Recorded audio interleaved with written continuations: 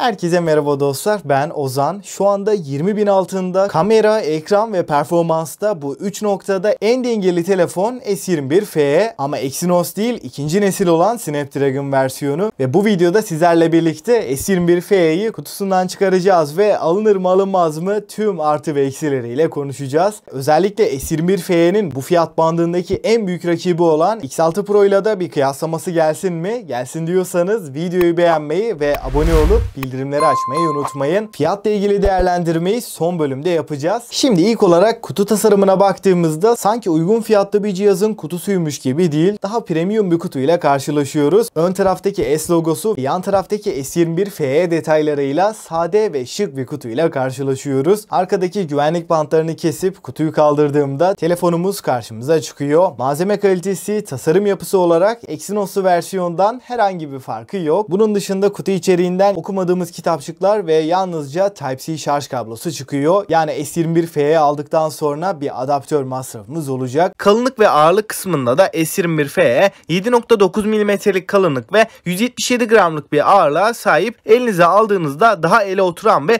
kullanımı daha rahat bir model diyebilirim. Boyutuna oranla çok ağır olmadığından dolayı da uzun süreli kullanımlarda elimizi pek fazla yormuyor. Malzeme yapısı kısmında da arka kapağımızda cam hissiyatı veren ama plastik bir yapıyı görürken çerçevelerde alüminyum bir yapıya yer verilmiş. Tasarım yönünde arka kapağın plastik olması haricinde gayet başarılı bulduğumu belirteyim. Amiral gemisi cihaza yarışır derecede bir tasarımla geliyor. Ekran tarafına baktığımız zaman da en gelişmiş AMOLED panel, yani dinamik AMOLED bir panel önümüze çıkıyor. 6.4 inçlik bu ekran Full HD Plus çözünürlük ve delik çentik kamera yapısıyla karşımıza çıkarken tabii ki yine 120 Hz tazeleme hızı ve 240 Hz dokunma hassasiyetiyle birlikte geliyor. HDR desteğinin de cihazımıza konumlandırıldığını söyleyeyim. Telefonumuz genel kullanımda olsun, video dizi film izlerken olsun, vermiş olduğu görsel deneyim çok üst seviyede. Şu anki fiyatını düşündüğüm zaman da bu fiyata alabileceğiniz en başarılı ekran S21FE'de diyebilirim. S21FE'nin ekranı parlaklık noktasında da 850 nit civarında bir parlaklığa ulaşabiliyor. Özellikle yaz aylarında bu cihazın ekranıyla güneşli ortamlarda da rahat görülebilecek seviyede. Bunun dışında ekranda renklerin canlılığı olsun, kontrast oranlarının yüksek olması ve siyah renk başarımında da bu ekranın çok başarılı olduğunu söyleyebilirim. Ekran çerçeveleri de çok ince olduğu için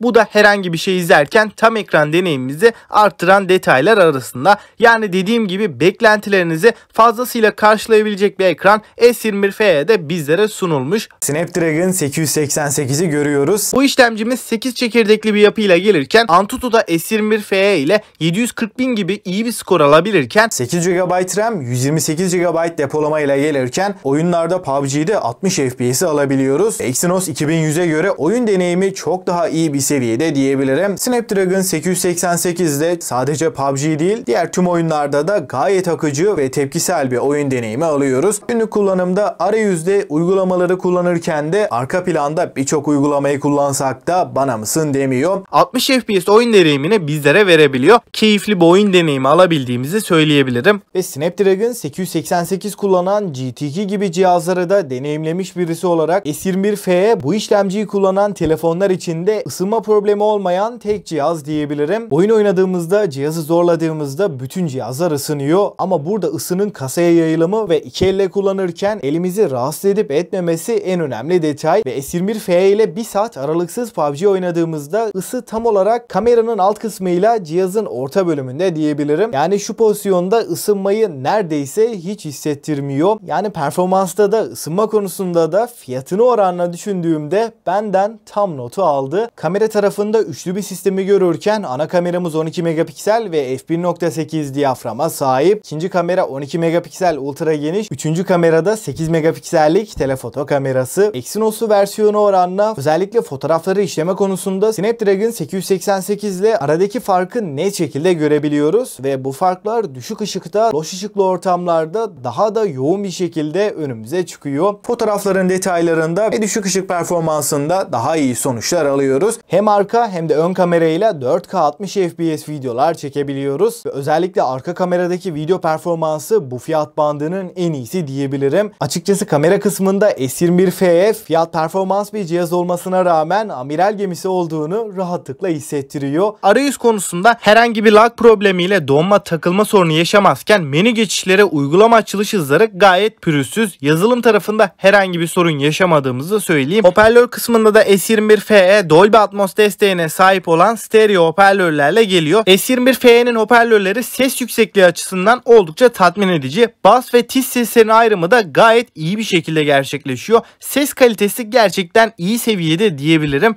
Batarya tarafına geçtiğimiz zaman da 4500 mAh'lik batarya ve 25 Watt kablolu, 15 Watt'ta kablosuz hızlı şarj desteğini bize sunabiliyor. Fakat burada kutu içeriğimizde adaptör maalesef ki çıkmıyor. Batarya kısmında çok bir geliştirme yok. Exynos'u versiyonuna çok benzer bir performans alıyoruz. Ortalama 6-7 saatlik ekran süresi verebiliyor. Yani benim bir günümü çıkarırken telefonu çok yoğun kullanıyorsanız tekrar şarja takmamız gerekecek. Yani orta seviyede bir performansı var diyebiliriz. Yazılımda da Android 14 ve One UI 6.0 ile birlikte geliyor ve 2 yıl daha güncellemeleri alacak. Şimdi güvenlik seçeneklerine bakarsak ekran altı parmak izi okuyucumuz S21FE'de sunulmuş. Bu parmak izi okuyucusunun stabil çalıştığını söyleyebilirim. Yani tekleme veya arada algılamama gibi durumlar olmazken ekran altı parmak izi okuyucusuna göre hızlı çalıştığını da belirteyim. Kablosuz bağlantılarda da 5G desteği, Wi-Fi 6, Bluetooth 5.0 ve NFC desteğini bünyesinde barındıran S21FE'de suya ve tuza karşı dayanıklılıkta IP68 korumasıyla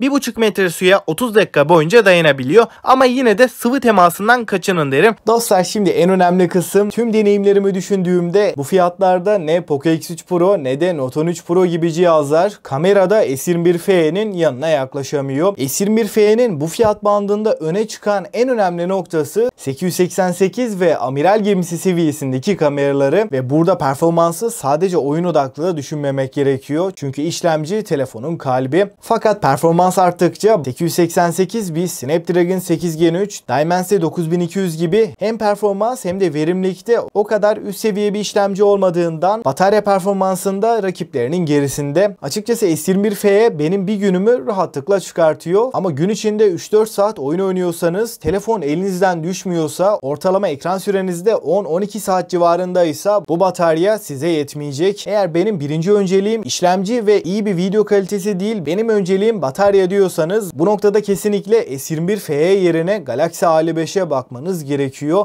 Dostlar, son olarak S21FE'yi özetleyecek olursam, içerik üretimi için performans ve ekran kalitesi yönünde bu fiyat bandındaki favorim diyebilirim. Ve son olarak da deneyimiyle bir not verecek olursam, benden 8.5'u aldı ve S21FE'nin en ucuz ve güvenilir satın alma linkleri açıklama ve yorumlarda olacak. Oradan rahatlıkla alabilirsiniz. Siz ne düşünüyorsunuz? İkinci nesil S21FE sizce alınır mı? Görüşlerinizi mutlaka bekliyorum. Bana destek vermek, bu tarz tarafsız incelemelerin devamı için de abone olup bildirimleri açmayı unutmayın. Ve bu videodan bu kadar diyelim. Ben Ozan ve sonraki videoya kadar hoşça kalın.